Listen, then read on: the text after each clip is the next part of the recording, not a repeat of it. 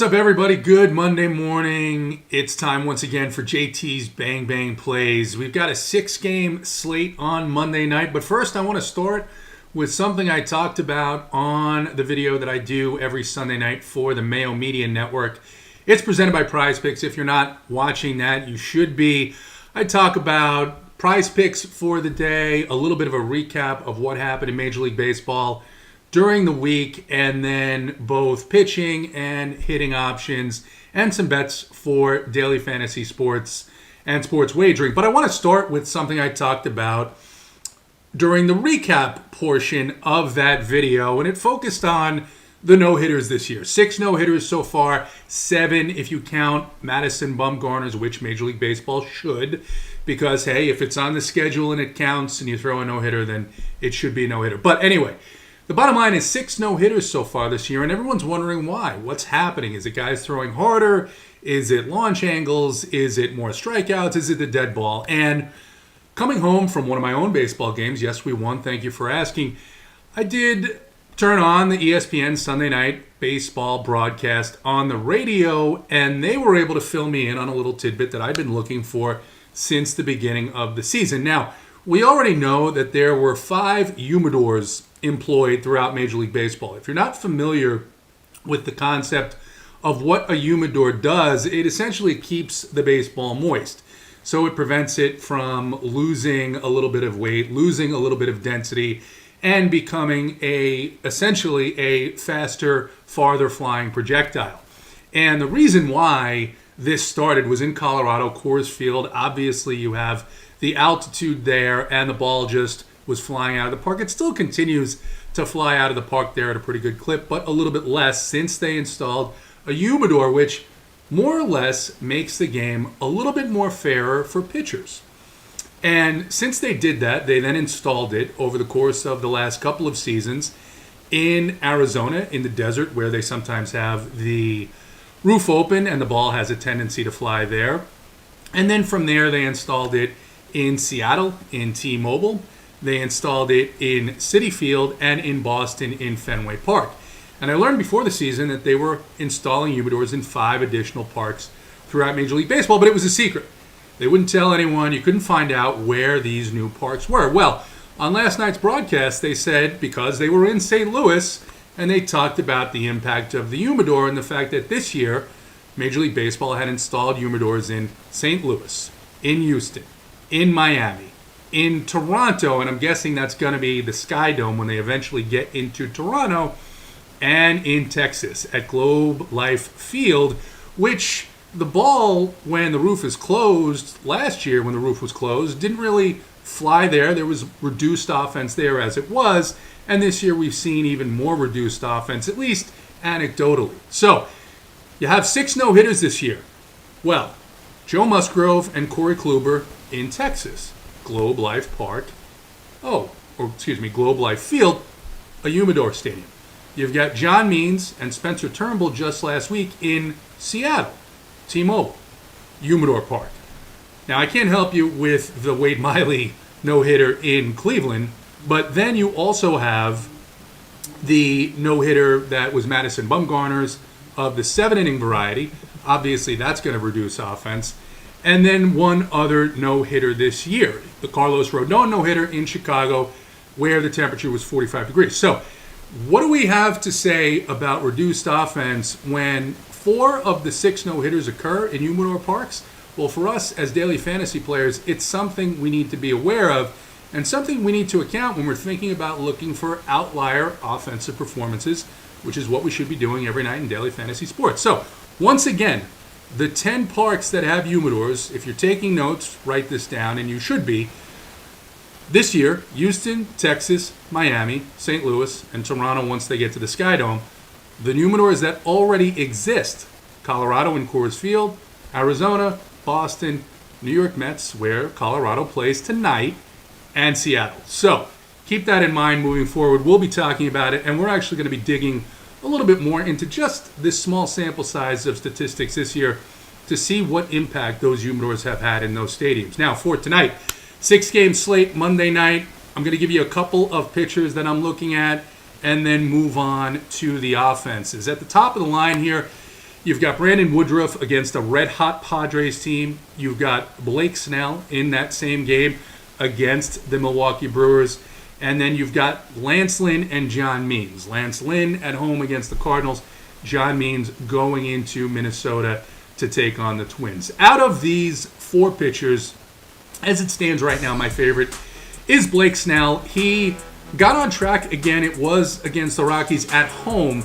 But on the season, he has a 33% strikeout rate. And the Brewers over the last couple of weeks, a 26% strikeout rate against left-handed pitching.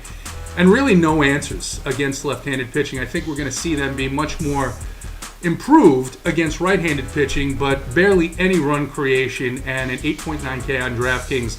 I like Blake Snell a lot. Moving on and trying to find a lower-priced pitcher, I'm not sure who's starting for the Mets. If it's David Peterson that ends up getting the start, they are facing the Rockies in the Rockies' first game out of Colorado. It is another Humidor Park, so I will have interest in David Peterson, but for now, depending on how ownership goes, I do have interest in his mound opponent, Austin Gomber. Gomber with a 24% strikeout rate on the season. Look, this Mets offense is just beleaguered with injuries. They've got Cameron Maybin, who they signed off the street, hitting in the 3 or 4 hole. And then really single and double A players down towards the end of that lineup. James McCann should be in there tonight. He may be one guy just because he's a catcher. And the only thing he can really hit is left-handed pitching. Maybe you could take a look at him. But outside of that, I like this matchup for Austin Gomber at 5.6K on DraftKings. The other pitcher I think you can look at in this range is Frankie Montas at 6.2K on DraftKings, taking on Seattle in Oakland. It's a pitcher's park. Seattle with the worst advanced metrics against right-handed pitching over the last couple of weeks of any team on the slate. So not a friendly park, a team that's really struggling to get any offense going. And Frankie Montas at just 0.62 is probably his lowest price point in a couple of seasons.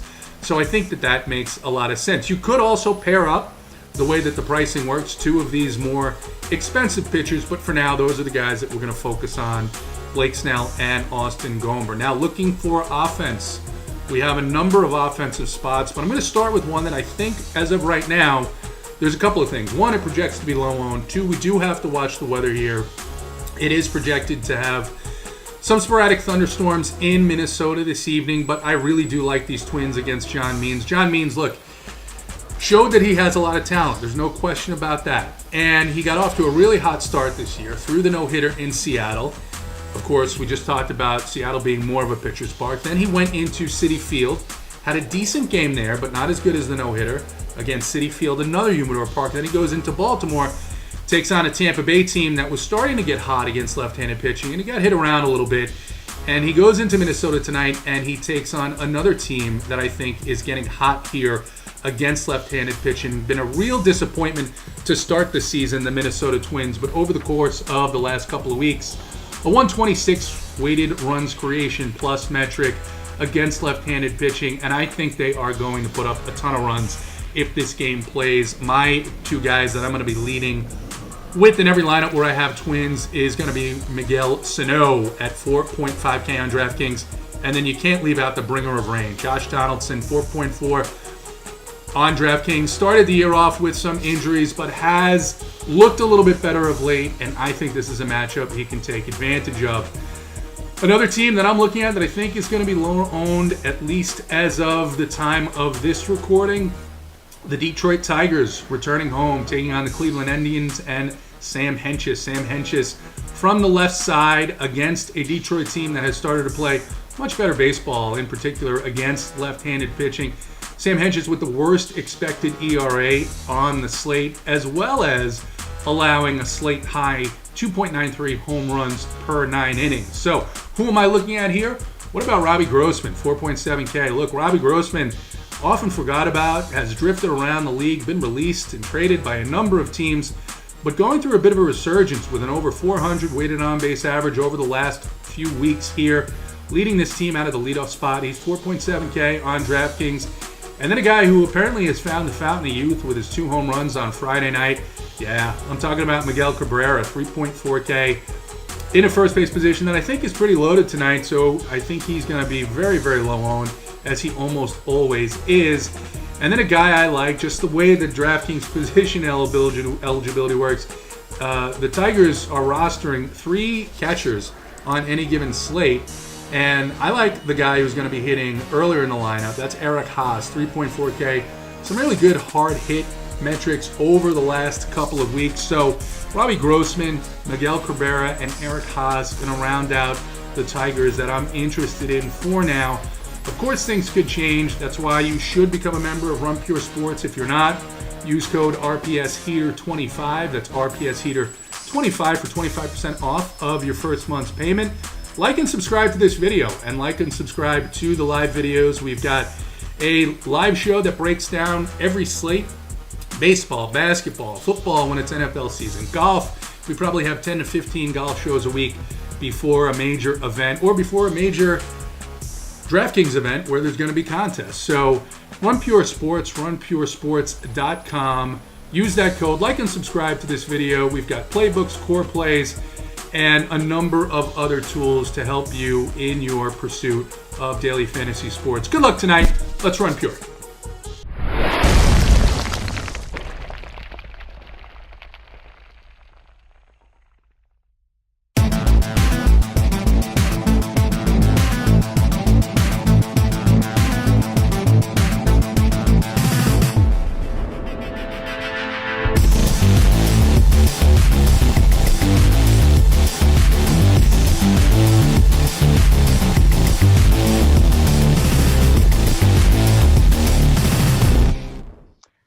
Welcome to whatever we call this show. It's our baseball show. JT and a Bang Bang Plays. Did you watch that? Oh, my goodness. I got it frozen on Austin Gomber tonight, so we'll find out what the boys think of Austin Gomber today. Fun show. Got my guys, Titletown, of course, Draft Sheet, who was back. Said he just went away for a little bit, so that's nice to be back. DC, we got a lot of winners here. Your core's been doing nice. It's been nice to use the cores on my own. And then you too, Title. I mean, everybody seems to be enjoying baseball season. I hope our viewers are enjoying baseball season too. Before we get your thoughts on today's slate, I just want to remind everybody that members don't win. They never win when they sign up for Run Pure Sports, such as this guy Pooler in the NBA, won 7.6K. That's not bad. I like that, right? 7.6K. MMA, Sukram. I'm thinking Title at DC, you guys might have had something to do with this. 11K during MMA.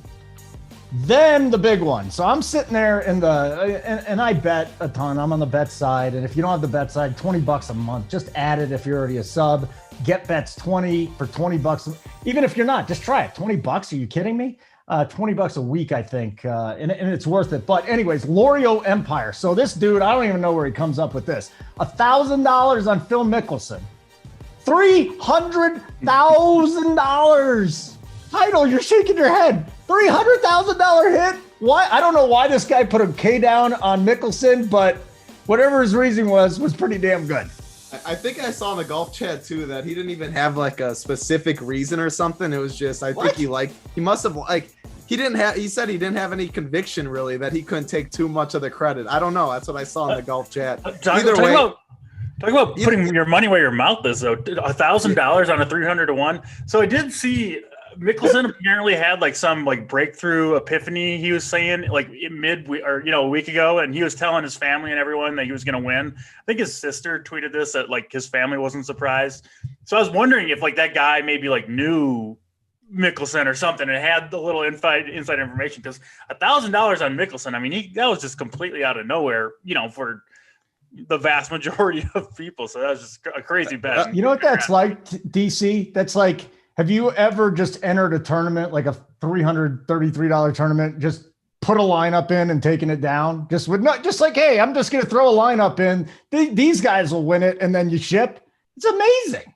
It is, yeah. But I mean, even then, like, you could still, you don't have to like get first place to get anything back. Like when you're taking like the 300-1, like Phil Mickelson could have got second place. You wouldn't got a single dime. So just to go in all in it. I mean, maybe you could like hedge out of it a little bit. I'd be interested if he did that. Bet maybe Brooks Koepka in the final round to just kind of try to lock in some profit. But just a crazy hit, and Yeah, what an awesome scene seeing Mickelson win that tournament. That was one of the craziest tickets I've ever seen. And in the Run Pure Bets Discord, I mean, you couldn't get any better than that. Congrats to that guy. Yeah. That's some legendary stuff. It is. Yeah, the Run Bets team, we're sweating out this Tampa Bay game right now. Joey worked through Tampa Bay in there on the money line. They had a 5-0 lead. It's now 7-5 in the 10th, Tampa Bay. So at least we're doing good there. Love the bet side, guys. All right, let's get into this. Like button. Title, what's the number for the like button? Well, we have 317. Let's get 225 today. Okay. 225 in the middle, 250, 200, 225. Yeah. That should be good. I almost ended up in jail today, so I'm just going to have a good time this afternoon. Everything's going well now. I'm very excited. Let's do this. Title, don't judge me. DC. I was just hoping you weren't going to go on with the whole story. Too late for again. that. Yeah, you don't want me to go on with the whole story. I'm not going to go on the whole story, but it wouldn't have been my fault. Wouldn't have been my fault. It was the other guy. So we got 6-game slate, DC, and I really like 6-game slates. For me, this is just the sweet spot. 4 to 6 games, love it. I feel like we got a lot of pitching options. Sometimes we say we don't have pitching options. We got pitching options tonight. So and we got enough time and so few games, we can go through the whole thing. But let me ask you this. How do you handle Frankie Montas tonight, given that it's really him, Snell, and Woodruff are probably going to be the chalk? How do you handle the 3 chalk guys, Woodruff, Snell, and Montas? Yeah, I mean, I think they're all pretty good plays. Montas, like you mentioned, he does kind of stand out at that $6,200 price tag. Facing Seattle at home. Montas has been, I guess I would say, maybe a little bit disappointing this year overall, but still a very talented pitcher. I think you'll see a lot of people go to him.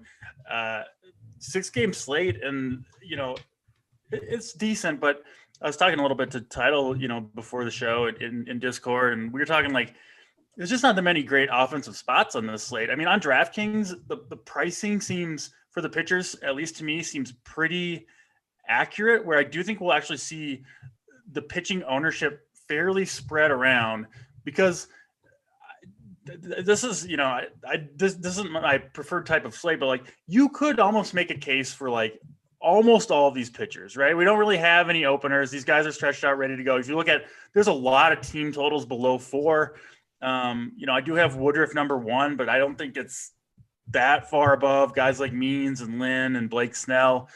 I kind of like Turnbull, Montas, as you mentioned. I mean, there's just a lot of options. I mean, even Austin Gomber, he's 5,600 and gets just a completely decimated Mets offense, right? That has like, I mean, their best hitter left by far is Francisco Lindor, who was having by far the worst season of his career. So just a lot of places you can go with pitcher, which, my favorite slates are the ones where there's just 2 or 3 guys that I think are really underpriced, maybe that other people aren't going to be on.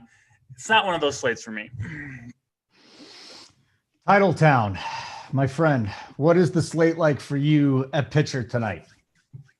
It's like DC said, it's tough today. I don't have the same conviction you do that Montas, Snell, and Woodruff are all going to be levels above for the chalk wise. I think Montas definitely sticks out. But like DC said, the hitting options, there's no clear hitting spot where like you need to pay up for bats. If Coors was on this slate, Gomber, Peterson, Montas, you would just play 2 of those 3 and jam in all the expensive bats because they're all in great spots. Their prices are all too cheap. They have upside, but so like Woodruff wouldn't even be in the conversation for me. But since we don't have that on this slate, you'll have the savings for Woodruff probably if you wanted at SP1. The thing is, the Padres are a tough offense. Machado, I don't know if he'll be back or not. If he's out of the lineup, that's definitely a big boost for Woodruff. But his point per dollar, he's like 5th or 6th on that list that I have interest in, point per dollar. But it's a raw point type of slate. He is the best arm on the slate. I still think I prefer right now. Snell is my number 1 slightly. I know I wasn't on him last time due to the pitch count concerns. If he is pitching poorly, he doesn't have a long leash. But if he's dealing, this Brewers team I love to pick on. They strike out a ton. Blake Snell has a bunch of strikeout stuff. 8.9K on DraftKings, 9.3K on FanDuel. I like that discount from Woodruff. I like the upside more. I like the matchup more. So he's my favorite, but I like Gomber a lot. I like Peterson a lot in that game. You can play them both together. and get any bet you want, leave salary on the table, I'm going to fill up pitching last on a slate. And I rarely ever say that because I think a handful of guys, I'll list my player pool because there's only 6 guys that I am thinking of. I do want to narrow it a little more, but Gomber, Montas, Peterson for low, Woodruff, Blake Snell, and then Lance Lynn, which we haven't even talked about at all yet either. 9.3K. I mean, he has a ton of upside too in this matchup. Cardinals aren't great. 6-5. Those are the only 6 guys I'm looking at. I'm not going to go Means today. I'm not going to go any of the other spots. Those 6, I rank them right now. Snell, Montas.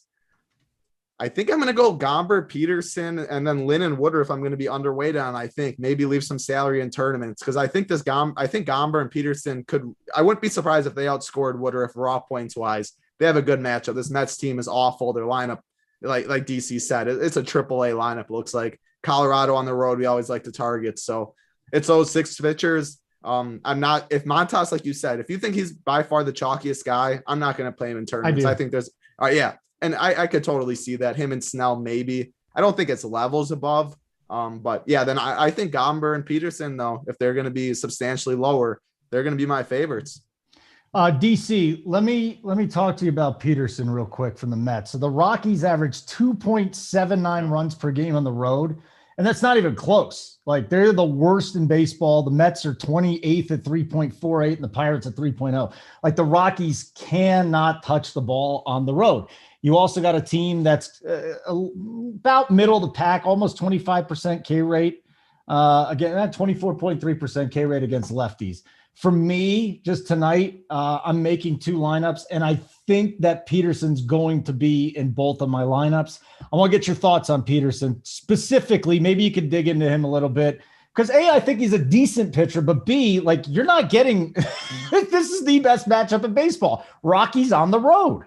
Yeah, coming out of Coors Field too, right? The Rockies are. Yep. So you get that kind of that Coors Field hangover effect, which has proven to be, at least something of an actual, stat or metric that you can look at. Peterson, yeah, I mean, he's okay. Obviously, like you mentioned, he's not some fantastic pitcher, kind of a middle of the pack lefty, if you will. But certainly, if you're putting stock into what Vegas thinks here, they've got the Rockies, I think, with the lowest team total on the slate, sitting below 3 right now. Once you take in factor in the juice and all that. So they certainly believe in Peterson. Length can be, pitching deep into games can be an issue for Peterson at times, like last game, just 4 2/3 innings. You're kind of hoping for 5 to 6 innings, 90 pitches is kind of the most that you're probably going to get out of it, but it's enough at 7K. I'll be interested. I think Montas would be higher owned than Peterson, but I don't feel as certain. I mean, Peterson is a favorite against the team with the lowest total. Everybody's aware that the Rockies can't hit on the road, especially. So, yeah, I think he'll be owned. I think you'll see people go to Gomber and Montas. Snell is interesting. Tyler, you're willing to play Snell. I mean, I wasn't on him last. That was the first start in like 3 years that he's made it to 6 full innings. Even then, just absolutely dominating, and still was pulled after 97 pitches. So I get the matchup's great, but I'll still probably pass on Snell. Turnbull, I think, is a little bit interesting if he's going to go overlooked. Cleveland right now, I mean, they don't have much to roll out there other than Jose Ramirez. They just lost Franmil Reyes for a couple months. He was, by far their second best hitter. I mean, look at that lineup that Cleveland's rolling out there. I mean, it's bad. Cesar Hernandez, Ahmad Rosario, Jose Ramirez, Eddie Rosario. Okay, the top 4, I guess, it's certainly way below average, but not horrible. But then Harold Ramirez, Josh Naylor, Owen Miller, Jacob Bowers, and Rene Rivera to round it out. Turnbull coming off a no-hitter last week against Seattle. Again, he's not that good of a pitcher, but he is a different pitcher this year than he's been in the past. A brand new cutter, throwing it 35% of the time. Kind of the same change similar change that Kyle Gibson made that has kind of propelled his success this year. So Turnbull is interesting to me as kind of I think a lower end option. And we haven't mentioned John Means yet. But I mean, I think on this slate, you might get John Means below 10%, right? Coming off a couple mediocre starts. I'm still a believer long-term. And I know this Twins lineup has some power in it, but it's not like they've been crushing the ball, right? And you look at the Twins team total 4.5, which is one of the bigger ones on the slate. I don't think anyone's going to pay that 10.2K price tag for John Means. He could easily be the top scoring pitcher on this slate. It wouldn't shock me at all. So, just a ton of different ways you can go. It's just the nature of the slate. Yeah. Make sure if the Minnesota game has a little weather concern, it looks like. I think it'll be all right, but yeah, you're right. Possible to. I'm just saying, if don't plug them in and then not look at all. There's possibility for it. Sure. As far as Turnbull, like you were saying, I wanted to pick on him until obviously this Cleveland lineup's too bad for me to full stack it. I was just hoping some people. I'm not as bought in, I guess, as you are that he changed how good of a pitcher. I think he might get some ownership coming off the no-hitter a little bit. Jose Ramirez is one of my favorite bats. I know you did mention there's not that many good bats, so he's kind of got to be by default almost. I think he's I'm just not as sold on Turnbull, I guess. But I'm not completely sold. I'm not completely sold either. It's just if we're trying to find a really the lineup guy. sucks. I don't know. No. Yeah. No, I get it. I just wanted to, because I was looking at that early in the slate. I think it's interesting. Some people are probably wondering about him. I mean, this is, normally I'm kind of keyed in on 2 or 3 pitchers and then spreading stacks around if I'm making a bunch of lineups. This one, I'll be mixing and matching pitching title. I think you nailed it. Pitching should be the last thing that you fill out today. There's a ton of different ways you can go. Make a lineup that you believe in, whether that's a 5-3 stack or a 4-4 stack, or maybe it's every hitter at every position that you think has the most upside personally, and then fill in the pitchers that fit, because there are just so many guys that are reasonable plays today. Well, that is really good advice, because normally I'm looking at the pitchers and I'm throwing one in. And it's like, I want Peterson tonight. So DC, that's a great point that you brought up. So tonight, build your lineup out and whatever you got left. Yeah, like if you got a lineup that you could upgrade one of your spots to get the 5th member of a stack in there, right? Do that, and if you have to downgrade a little bit at the SP2, that's fine. There's just so many guys that could have reasonable games here. I mean, don't be afraid to leave salary on the table too. Like I Agreed, said, 100%. Gomber could outscore Woodruff today, and I wouldn't be shocked. It's that kind of slate. So if you have 2,000, I mean. Yeah, build pitchers last, leave salaries fine, and then we'll talk about hitters and stacks. All right, so a few things to get to. First of all, title. It was in Discord, and you were hitting me up here. So Nuggets won again. First of all, Corey Pooler, what up? The guy that won the ton of money that we just talked about, 7.6K. He's hanging out in the chat. What up, Corey Pooler? Shout out to you. Second of all, Nuggets. The dude goes out, wins again, and now he wants to pay it back. So if you're a member, he's giving away what, a 555 tonight? Is that what he's giving away tonight? And we're going to give it away on the premium show, the final countdown up to lock. Sounds like I know Nuggets. I mean, he's been giving back pretty much every single day. It seems he's Venmoing someone, staking someone. He had that awesome showdown win a couple nights ago in the play-on game. He won over 13,000. He has in Discord, man of the people, and he's been a man of the people for sure. So shout out Nuggets. Yeah, it sounds like 555 or whatever it is. Pick a member in Discord that he's going to stake. So shout out to him for sure. That's awesome. Absolutely incredible. Another one of our guys. I've never seen anything like this. He's in YouTube chat too. He has Nuggets man of the people as his name. He said, "I hear my name." So he's in YouTube. He'll let you know what the criteria Love is. it. All right. So Nuggets, you want talk to us in the chat here. You want to give it away during the Up to Lock show today. So you're still time to be a subscriber. That's all I'll say. RPS Heater 25. You want to get in, and then you too can be eligible to win this 555 tonight. So good job, Nuggets. We are getting a troll in here from a guy named K Phallic. Never heard of him. There's some great color on the show. DC San Diego sun-kissed face. Let me check out his sun-kissed face real quick. I'm reading. Yeah, he does look a little red. Holden has shiny hair, as always. And Title has some great things happening on his chin and upper lip. Can we block this guy from chat? What an a-hole. I mean, who comes in here and trolls for no reason? These RP. What is that on your face, though, Title? He makes a good point.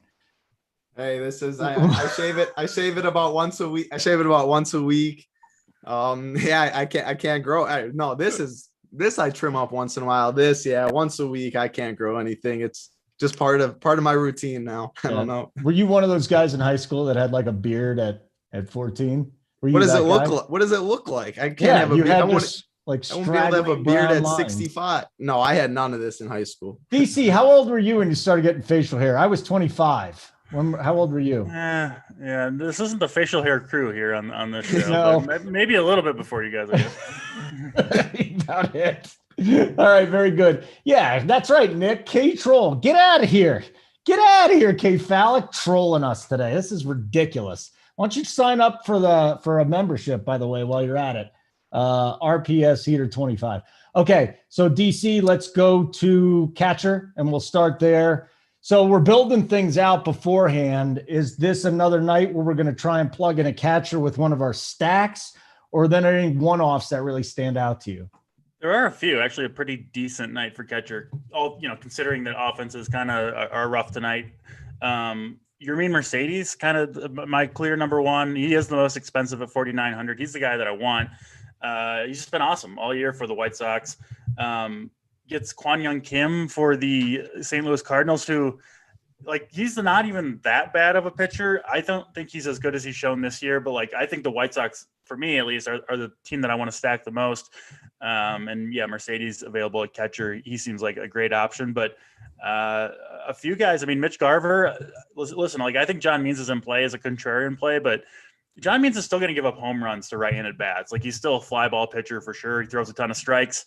He's not going to walk anyone, but he will give up a home run. So Mitch Garver, struggling overall, but still has a ton of power against lefties. I think he's interesting. And then can play him at catcher or outfield. But this Detroit kid, Eric Haase, I think is how you pronounce it. Yeah, you're the pronunciation guy. Maybe that's right. Eric Haase. Haas, just Haas. Yeah. All right. Yeah, he's been great. He's 3,400 hitting. I think he's hitting fifth in that lineup. And I think the Tigers are a reasonable stack against Henches as well. So yeah, there are definitely a few guys. Even James McCann, he's been horrible this year, but still hitting third in that New York Mets lineup. He's 3,300. In the past, at least, he's been pretty awesome against lefties. So, for a rough offensive slate, catcher itself, a number of ways you could go. All right, Title. There are a number of ways we can go. Is there a way that your spidey senses are telling you to go? DC said it best. I think catcher might be the best position on this slate, and What? This slate, that's how crazy this slate is. Fill in pitching last. Agree. You can leave 3,000. I think I'm going to play two catchers on FanDuel in all my tournament lineups. Like DC said, Mercedes, Garver, Grindal, and Eric Haase. Those are four. We want the White Sox bats. There's two White Sox in kind of the middle of the order, 5-6 that have power. Garver, I'm not as high on Means like DC said though. Garver has he has power against the lefty, one of the best hitting spots. Then Eric Haase. Henches is awful. The Tigers stink too, but this is Tigers are one of my favorite stacks on the slate just because that's a slate. Tigers is number two stack on this. Are you serious? It's crazy. Oh, God. It's just a bizarre slate. It just is. I'll tell you. I'll just tell you because we're not going to give our stacks till later. But I was actually looking at the Orioles. I'm like, oh, maybe there's a couple of Orioles I can get in there. I like them too. For me. Yeah. Same thing. It's so basically just anything goes tonight. Anything goes. Pretty much, yeah. Okay. It's crazy. It's a total foo bar slate. So today I'm all aboard the stacking train in MLB because it's most easy to the highest scoring team on the slate usually stack them together. It's easier to produce runs. On a slate like today, you really could one off pretty much any home run bat that you think because we think it's going to be a lower scoring night anyway. We like the pitchers. If there's a lot of 5-3 games, 4-2, blah, blah, blah, and you one off the right homers from each game, you could see a crazy night taking down a tournament without full stacks if that's how it is. So yeah, I'll say too, it's one of those slates on these shorter ones. When any pitchers that you can identify as chalk, let's say you're not playing Montas, play a Kyle Seager or a Jared Kelenic or somebody against him, right? So you can kind of get that leverage that way too. It's really, I think it's kind of important to focus on kind of roster construction on a slate like this. And if you're fading chalk pitchers, try to get some bats against those players. Just again, it's a strange slate, but you can still try to grind out little small edges like that. All right. Our Discord is on fire. SP Gills is saying, I'm with you, Title. He can't grow a beard. And another guy says that he can smash on a picnic if he's discreet. We're back to this whole picnic talk again. Everybody's got to settle down on picnics. Okay. Picnics are Rubio Dime's thing. He brings his girlfriend out on a picnic, and we make fun of him for it. That's it. Stop bringing it up. Don't be distracting the show for picnics. Title looks like a picnic guy. DC, you'd never do a picnic, would you? Well, I love picnics. Yeah. Why would you love picnics? Yeah. I like being outside. Picnics, camping. I'm all about it. Title, picnic. I'm not much of a picnic guy. No. Yeah. I was a little shocked. You swapped DC and I guess you got a completely opposite. Yeah, it's I'm struggling on you two guys today. Let's remind them again. Nuggets is giving out the $555 ticket on the Premium Up to Lock show tonight. So that is awesome. Did we see Nuggets in here, by the way? Where is Nuggets, the man? There he is, Nuggets man. There you go, Nuggets man. So it's good to see you.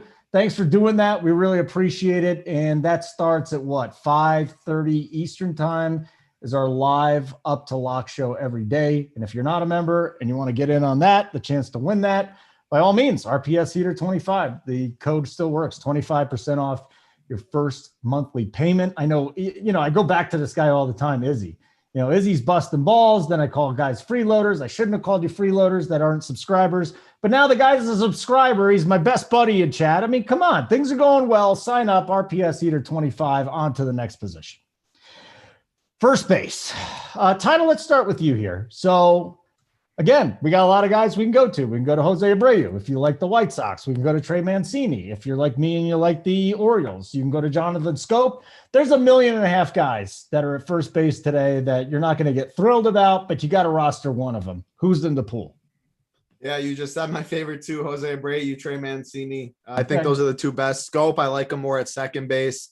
Second's really bad. He will be really popular though. Sorry, I can't even talk at second. So I think there's some pivots we'll get to, but yeah, Trey Mancini and Abreu, they're by far my favorites in the heart of the order. Two of my favorite stacks on the slate. If you want to go tournament pivots, lower on, I think if Miguel Sano is in the lineup against Means, we're targeting fly balls, power hitters. I like him there. He has a lot of upside. I think the Padres are really, if I'm going to pick on one of the chalkier pitchers on the slate, to be honest, I'm going to go with the Padres against Woodruff. I know, they're going to be very low owned, obviously, but I just like picking good offenses in tougher spots more than I like just these awful, like inside of Colorado or the Mets and any of the Indians. I don't really want to stack those lineups. I'd rather just go against the chalkier pitcher. So Eric Hosmer's there. He's 4.3K batting in the 5 hole. He'd be a very low owned one too. Profar is leading off. I see first base and outfield eligible, 3.7K. I really like that too. So Padres, if you're going to go off the board, Abreu, Mancini are the best plays, then Sano for some power. Wow. That is, let's do it, man. DC, like I feel like I go to one of you and the pool is small enough to where you covered. Is there anybody else you want to throw in there? And who's number one tonight, DC? Who's number one? We're on the same page today. Yeah. I mean, you kind of got to be. Yeah, there's no other option. No, we said Sano, Hosmer, Profile. These guys aren't going to be really high owned. Abreu, Mancini, obviously. Yeah. DC, take it away. Abreu clearly number one for me. I mean, again, that's my favorite stack by a decent margin. I do really like Miguel Sano though. If you're not on Means or any lineup that you don't have Means in it, which I would assume would be most of your lineups. Sano, I mean, he's just so streaky. I've watched him as a Twins fan for years and years now. He like literally can't. He'll strike out like 50% of the time for like a 2 or 3 week span, and then he'll hit, 10, 12 home runs in a month. Like we saw it, I mean, not so long ago in 2019. I think he had the highest home run per plate appearance. Home run per plate appearance rate in baseball just 2 years ago. And that's what he's doing right now. He's just absolutely on fire. I think he's got 5 home runs in his last 7 games, something like that. And Means, like we said, I mean, he's got a very high fly ball rate, especially against right-handed hitters. So kind of lines up well for Sano. Obviously you can take an 0 for 4 with 4 strikeouts anytime you take this guy, but just a massive power. Weather's good in Minnesota, and Means, he will give up his fair share of home runs, especially to righties. So I really do like Sano. One guy you guys didn't mention, CJ Cron rather, against Peterson. Again, we kind of like Peterson, but Cron has killed lefties in the past. He's very, very good against lefties. He's got more than enough power to get it out in New York. Despite that being a pitcher's park, And I think you'll get leverage. Peterson will be fairly owned and low ownership both with Crone. So I do like him some in tournaments. And then, all the way down, you can play him in outfield too. But Andrew Vaughn, 2,200. He's been really coming around. He's been good for us these last couple of weeks. I don't know why his price is still this low, but I want to play him either at first base or outfield. Kind of prefer outfield, honestly, today, which I guess is a little bit weird, but either way, I kind of want him in my lineup at that price point. Looks like the best hitter value on the slate to me. Yeah, I'm just looking at some weather real quick. We don't have anything too worrisome tonight. We got a warm game in Chicago. So on the south side there, that's probably the best hitting weather we got, right? We got 81 degrees tonight, 80, 81. Oh, I'll take that. Ball's going to be flying there for sure. Yeah, and humidity too. I'm just looking at Chicago. I mean, this is not the south side. This would be the city, but it's not far away. 50% humidity too. Oh my God. That makes me think the White Sox are just going to be like super duper chalk. Okay, a big deal. It's baseball. We can work around that. No worries. Second base, DC. Why do I keep looking at Jonathan Scope? Why does he keep popping? Because he's facing just a horrible left-hander? Is just absolutely horrendous is why, probably. That's it. Okay. So yeah, Scope, I haven't played him as much as most people. He's been coming around a little bit. But yeah, on this slate, he looks like a good option. Cesar Hernandez leading off against Turnbull again. I have some respect for Turnbull, but got to play somebody. He would probably be my number 2 at cost. And then, Jed Lowry, I don't mind him going up against Kikuchi in Oakland. But, man, this position is just brutal. I don't know. Maybe Title's got some secret play here, but if he does, I certainly overlooked it myself. Please, Title. You're our only hope. Scope for sure is the best play, but in tournaments, instead of Lowry, I think I like Chad Pinder more at 3.2K. I think he has more power upside. I do like the A's a little bit. Kikuchi's solid. I think I like Pinder for that price. If you want a one-off, like DC was talking about, picking on a chalk pitcher leverage, if you're not playing Snell, Keston Hiura just got called up. He's in the lineup. He's been awful. That's why they brought him down, but we know he has a ton of power. If you want leverage, he has the upside to do it. He's 2.7K, first base, second base eligible. I would just play him at second base. I think that's good. That's good leverage as a one-off. If you're going to go Padres, we have all the money in the world. I know 5.1 for Cronenworth sounds awful. He's in the 3-hole though. If you're going to mini stack some of the Padres at 1% against Woodruff, which is my favorite dumpster dive thing, I would add him in stacks just because, like we talk about, we have all the money. It doesn't matter. Sure. DC, I've been playing a lot of Oakland lately. I don't know, last 3 days. Pinder's a guy that I've actually targeted. He didn't pop for me today, but I like that Title brought him up. What's your thoughts on Pinder specifically? Yeah, he can get rolling for sure when he's swinging it well, and looks like he's been pretty solid. Came off had that big game. Was that Friday night, I think? So yeah, I have no problem with him. 3,200. This position is terrible, and especially if we get that Oakland lineup late. I think a lot of people will kind of lock in Scope early, so that could be actually a pretty good pivot. I think that's a good call there. Simon, can you hit me up in chat here, or in the Discord, I should say? Is RPS Heater 25 the only promo code we have working right now? I think that it is, but Clint Grit came out and said, "Hey, I love being called a freeloader. I might sign up tonight though. Yay." Okay, freeloader. What's that? Get bets. Get bets. When you sign up tonight, get bets. Sign up with the code get bets or RPS Heater 25. Okay, Clint. I really hope you sign up.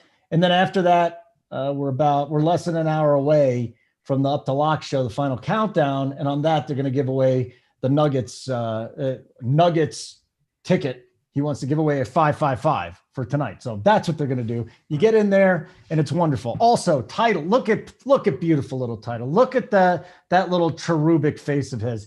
He wants 225 likes. Don't make him cry. Don't make the poor guy cry. Look at him. So sweet, so innocent. Hit the like button. 225. The next position that we are to get to is third base. DC, you mentioned Kyle Seager earlier. Don't make me play Kyle Seager. Come on, there's got to be something Kyle else. Seager. I'd rather play Jose Ramirez if I got all this money tonight. Yeah, Kyle Seager is kind of more of a leverage type play if you're off of Montas. But yeah, Jose Ramirez, I think the top dog here. Probably not really up for debate, right? If we're just talking raw fantasy point production, which, if you're going cheap at pitcher, you can kind of afford a guy like Ramirez, and that would be a reason to do it, to get a guy that's clearly, at least projection-wise, kind of head and shoulders above the field at the position, especially when you're taking into account upside. So, yeah, love Ramirez up top. Moncada, I slightly prefer him from the left side, switch hitter, but you can play him he's fine from the right side too. So you can play him against Kim. If you're stacking the White Sox, I would want to include Moncada in that. Talked about Seager, and then, I've been mentioning a few Twins here, despite a lot of respect for Means, just because they do have guys with a lot of power. So now Garver, now Donaldson, historically has just crushed lefties. That's maintained. That's been true this year as well. So he's a good option at 4,400.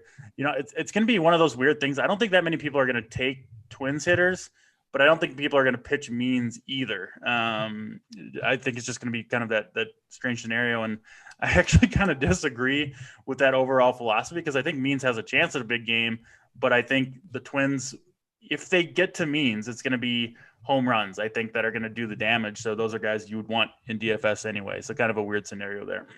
Title third base. Let me just throw one other guy out here at you, and I wonder what you think. You guys talked about the Tigers too. What about Jamer Candelario going up against the lefty? It's a very uncomfortable roster.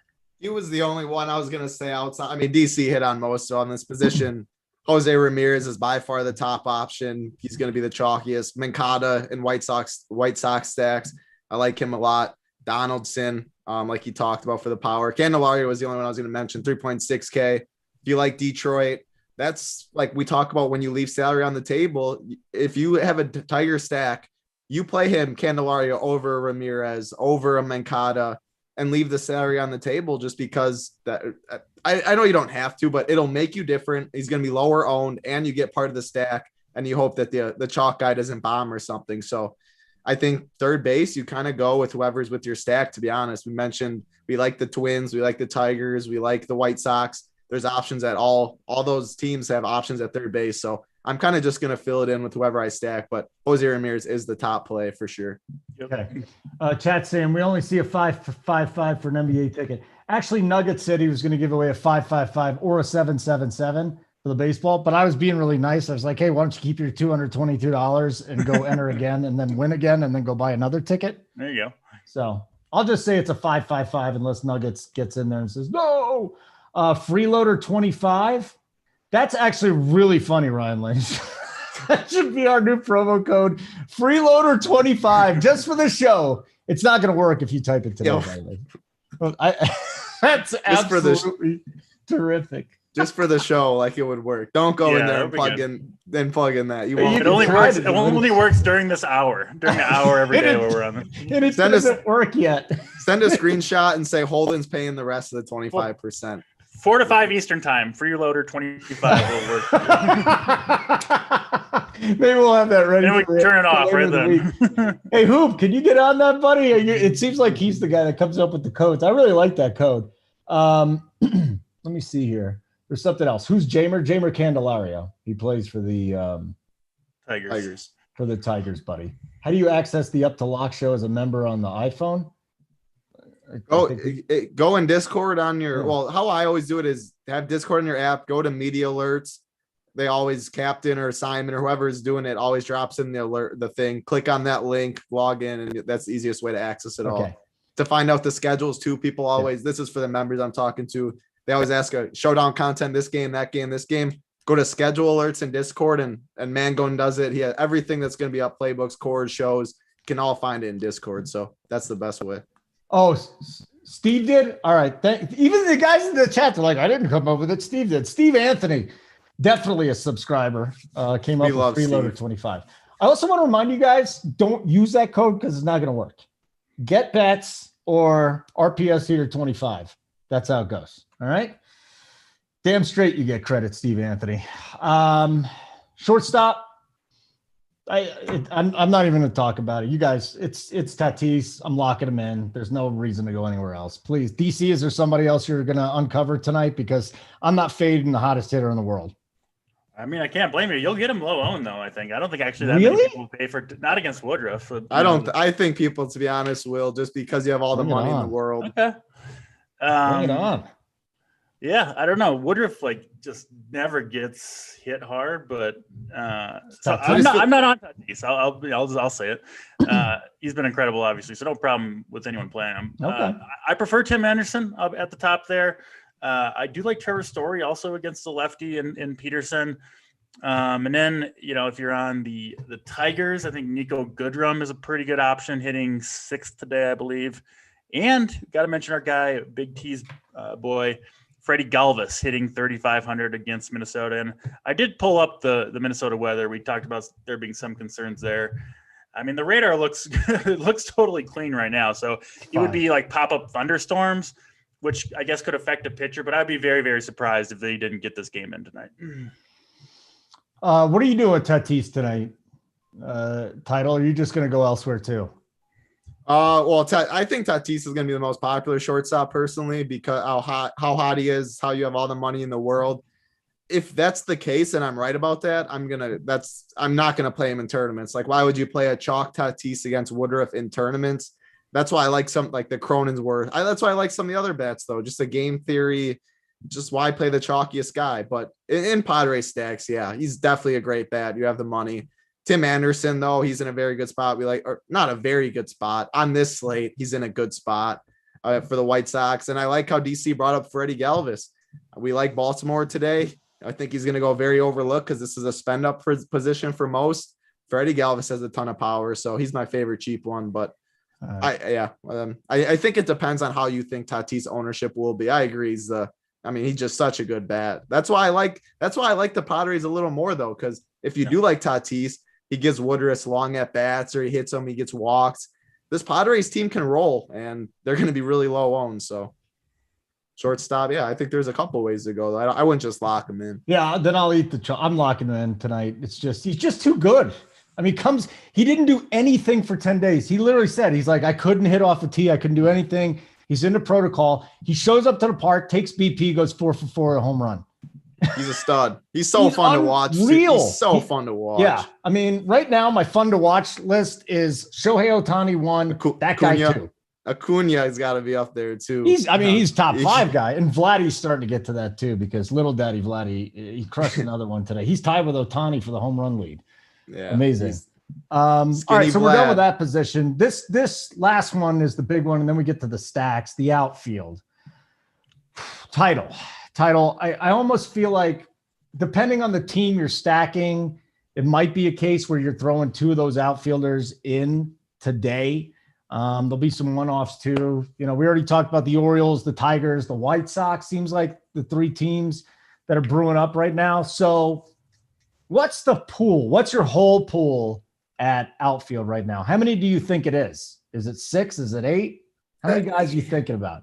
Yeah, so outfield's another one where I think, like you said, the stat, I think it's about 6, something around there. I think part of the stacks, like you said, if you're going to go up Nelson Cruz, we keep talking about it. We get him against the lefty, a lot of power. I think he's going to be the spend up if people go there.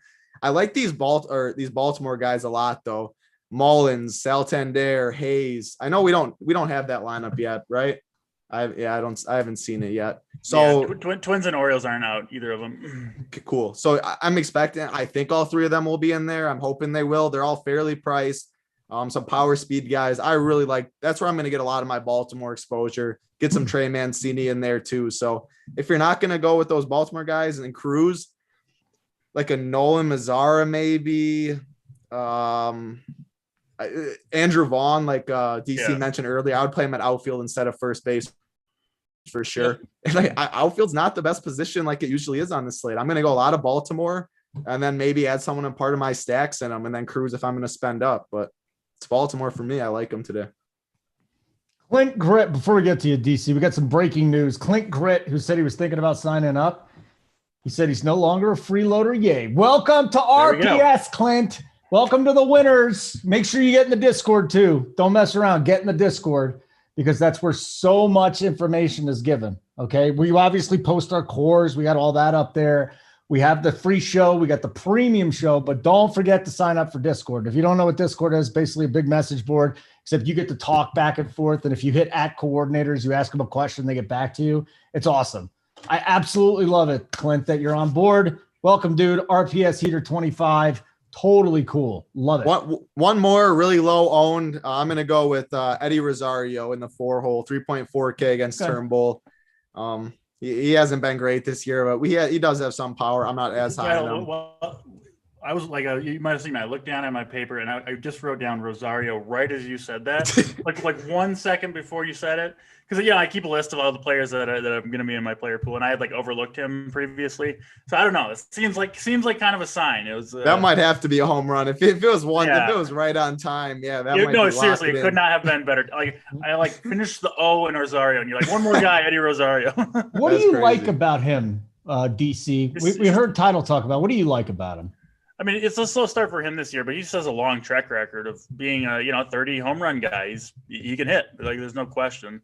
And the matchup's fine against Turnbull, who I do prefer to use lefties against. So yeah, especially if you're using Jose Ramirez, maybe back it up with the Rosario, right? You can knock him in, get a little 2-man stack going on there with the Indians. So yeah, I like that call. Okay, very good. So we're gonna get DC's thoughts on the outfield. Two things though.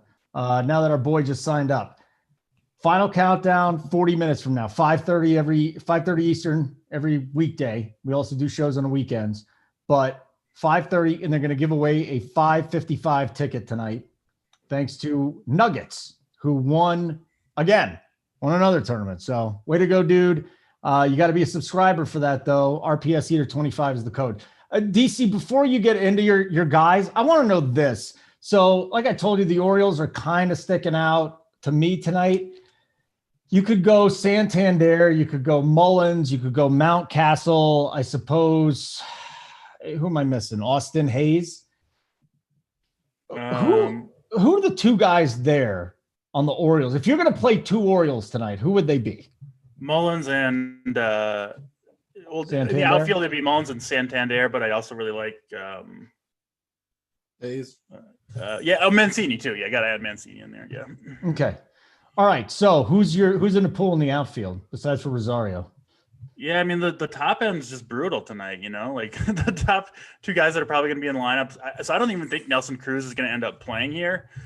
He's missed the last 4 days with a wrist bruise. And then Yelich isn't in there, and then Grossman is 4,700. I actually don't mind it tonight. He's been pretty good this year. Yeah, I would need to be stacking the Tigers to use him, but I think he's fine. The Orioles guys, I do really like. I'm with you on that. And then some cheaper guys you mentioned, Pender. I think he's cool. And then Andrew Vaughn. He's going to be in my lineup at 2,200. It seems like kind of like a must play to me. He'll be popular, but maybe hitting 7th will hold his ownership down a little bit. You can play Eric Haas in the outfield too. I just saw. I don't mind that. I think that'll be pretty contrarian too. So. Yep, that's another one you can. Yeah. You can play Mercedes at catcher and Haas in the outfield. I think. It's fine. Yep. This is a wild slate. It's kind of fun too. The more we're talking it out. Yeah. Because then, like I said, I came in here. I kind of like the Orioles. The Tigers were on the radar. Then you sold me on the Tigers. The White Sox, I thought would be the most popular team. And I think the big decision for me tonight then is what I'm doing at first base. Is it Abreu? Is it Mancini? I'm just not sure. And I wonder, let me ask you guys a little game theory here. So do you think there'd be leverage? How much leverage would I get if I did a White Sox stack with Mancini at first? Or is that just stupid, DC, because I'm not playing Abreu? I think it's fine. As long as you I would still want to have 4 or 5 White Sox in my stack in that scenario and hope that, Abreu just has kind of a mediocre game and the rest of the team goes off, because Mancini can have an enormous game, right? Even if Abreu does have a good game, Mancini could beat him. So yeah, I think that's a fine strategy. Okay.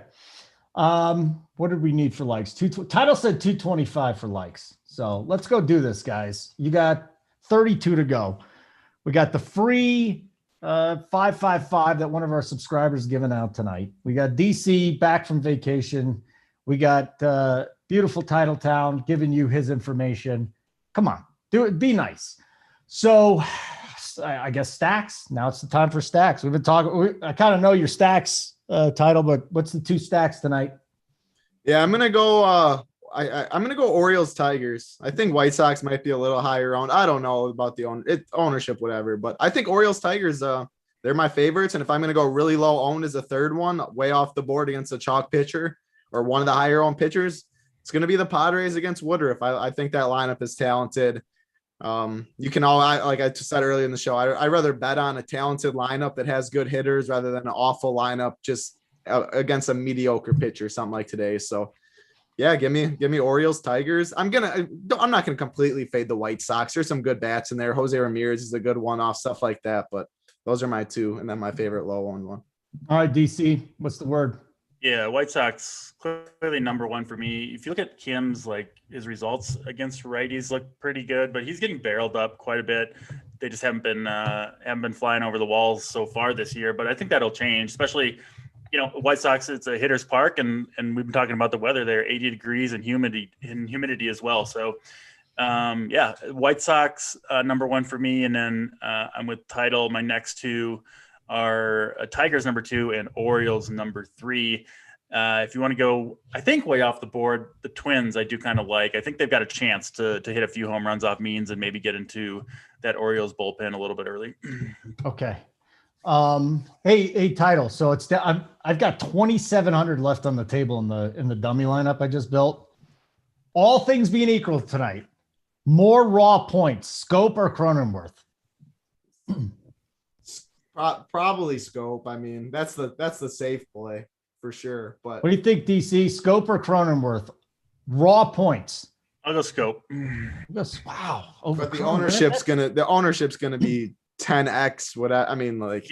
You're asking a chalk player against a But if I have no problem playing Cronenworth. So hold on again. Is that your pivot Title? Was Cronenworth to Scope? I think, there's a lot. I mean, Scope's just going to be so overly popular. I think Cronenworth is a good pivot that people aren't going to play, but you're also picking on Woodruff. I know a lot of people aren't going to want. It's a 2%er. Don't come in, play 20 lineups and have 18 Padres stacks today. Like that's not what I'm saying.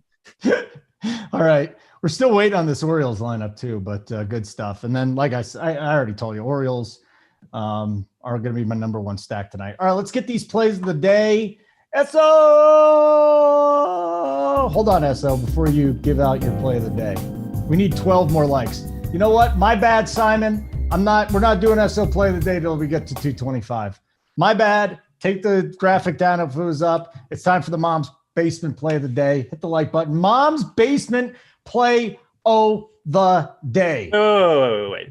I'm the one that has to give the play of the day away if we don't get the like count. Because he starts it. He's the one that set the number to 25. Okay. You know what? Hold on. Take his down too. That's fine.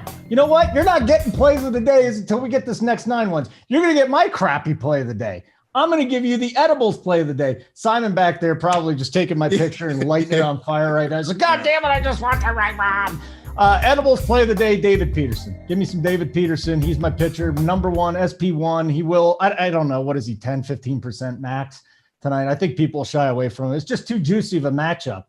Too juicy of a matchup against these Rockies. All right, we got the 227. Let's do the SO play of the day. SO! I mean, I did not know Eric Haas was catcher and outfield eligible on DraftKings too. I said I'm going to play 2 catchers on FanDuel. I'm playing 2 catchers on DraftKings too. Eric Haas, I'm plugging him in the outfield too. I like this Tigers team. He's going deep tonight. Yeah. Izzy, you're right. It should be the boats and hose play of the day. You're right. We were going to change it, but that's okay. We do have an incredible mojo today. This has been a fun show. Yes, it is the Mom's Basement play the day. I will go with Miguel Sano, taking John Means. He's been hot, and I think he'll be lower owned given the quality of the pitcher he's taking on. All right, very good. You got it. RPS Heater 25. Welcome to our guys that signed up today during the show. It's great. You're not a freeloader anymore. We've got the 555 being given away on the final countdown, which starts in 30 minutes, 5:30 Eastern time, every Monday through Friday. This is good stuff. And H. Charvat loves your Haas call. So good job, buddy. Haas rhymes with Voss. You know, the really snobby water that you see some ding dongs drinking and you can't even buy it unless you're in the airport, I don't think. But that's Haas, Rams, and Voss. Now that you know that, I mean, you're much smarter for watching this show, aren't you? Not really. It's my fault. So for DC and Mr. SO up there, Simon, please don't burn my photo just because I went around 3 different people. It doesn't matter. We got a great mojo today, and keep running pure. Go Bucks.